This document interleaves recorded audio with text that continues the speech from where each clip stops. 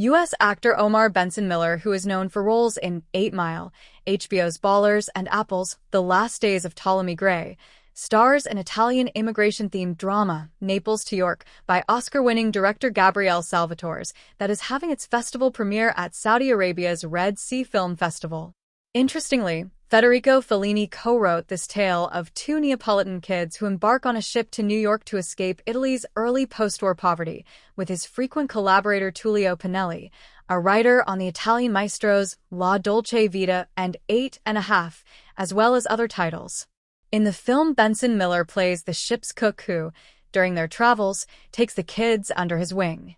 He spoke to Variety about being back in Italy more than a decade after working in Tuscany with Spike Lee on Miracle at St. Anna. Why this movie, conceived by Fellini, is the antithesis of disposable content, and how excited he is about his next film, Ryan Coogler's Sinners. What drew you to the role? My character, George, is a flawed person. He's a drunk, and he does something by accident and then spends the rest of the film trying to atone for that. When you watch the film, you have all these nuggets of humanity. And the reason I think it's super relevant is because of immigration and leaders talking about mass deportations and the shadow of war that the film is based on. The wars that are going on now all over the world.